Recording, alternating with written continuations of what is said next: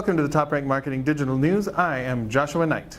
And I'm Annie Lumen. Whoa, you are not Tiffany Allen at all. I am not, but I do like to moonlight as her from time to time. You could have at least worn like a blonde wig, you know, it's shocking. I look over Tiffany's. Well, I know, I've been trying to fool myself that Tiffany is not at PubCon having so much fun and giving tons of cool takeaways for the TopRank blog, but that indeed is where she is. So you can check out the blog for takeaways from her, and for the news, thank you very much for joining me. Happy to be here.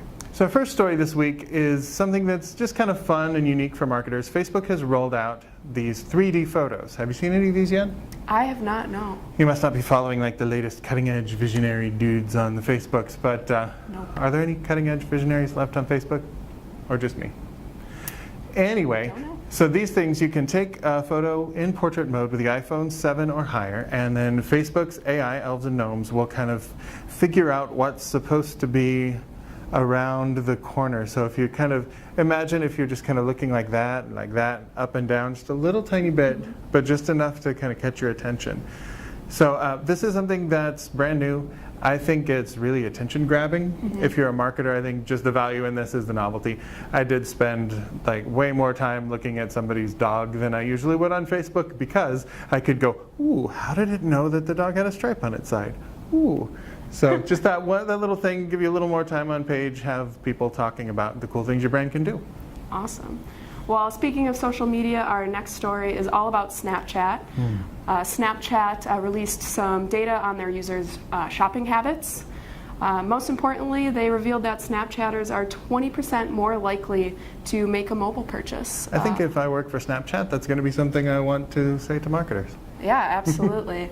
Other big data points revealed were that of their big box shoppers, so people who like to do all of their shopping in one place, like myself, they are 2.9 times more fans of burgers.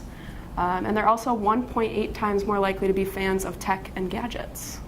I see. So if you're a fan of like a high-tech burger, then you're kind of rolling all those things together. Yeah, you're hitting all those notes. Other data points were revealed about their luxury store shoppers and what they're big fans of. Also about apparel shoppers as well. But this is all just really Snapchat flexing its muscles and trying to say that we do have the shopping data to power your advertising. It is interesting to see them make a play to be more of a legitimate marketing place instead of kind of a sandbox for the kids, because the kids have lots of money. It doesn't belong to them, but But they'll spend it. But they have it, yeah. So Snapchat is, I feel they're trying to be a world-class, bleeding edge, best-in-class, cutting edge. If you just threw up in your mouth a little on hearing all of those buzzwords, you're not alone, by the way.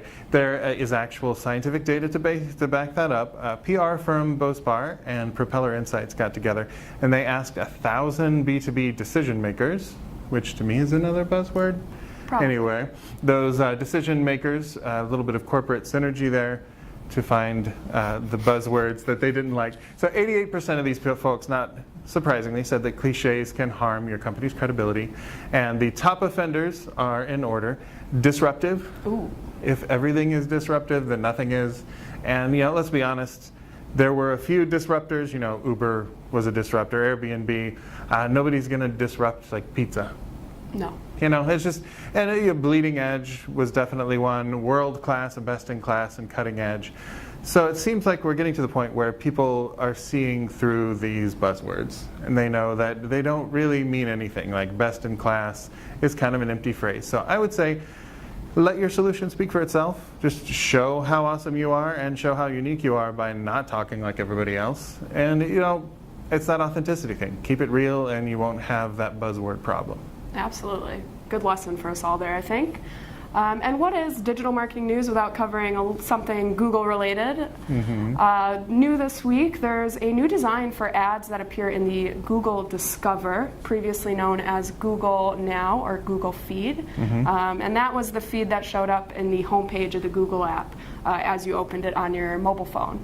But it's also going to be rolling out to the Google.com homepage too, really? on desktop. Yeah. And new this week is a new look for those ads. It's a much more native look and feel. The ads appear more like a content card than an advertisement. But also new is that they indicate the advertiser name right on that content card for better transparency. And this is basically just an early test to see if we can extend the reach of those mobile ads on mobile devices. But time will tell. Definitely, I think that's worth keeping an eye on.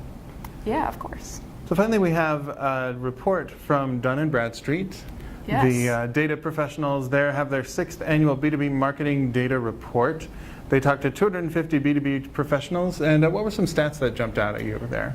Well, the big thing that jumped out to me was that 89% of B2B professionals believe that data quality was essential for driving sales and marketing for B2B business. I would love to have a word with those other 11%.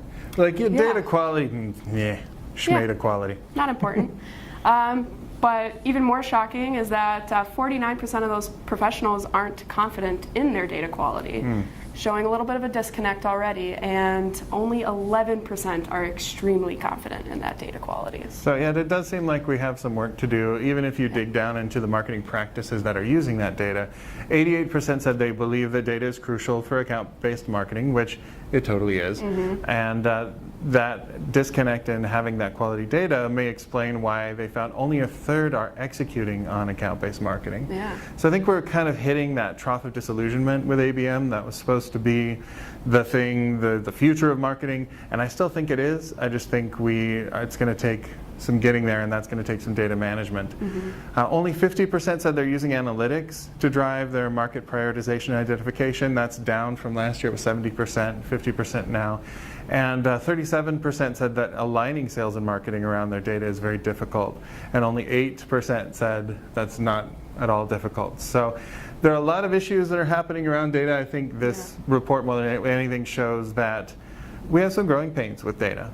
But I think we've got access to the data that we need. We just have to make sure that it's sanitized, it's all in one place, and it's something that we can look at live and without altering the data sources.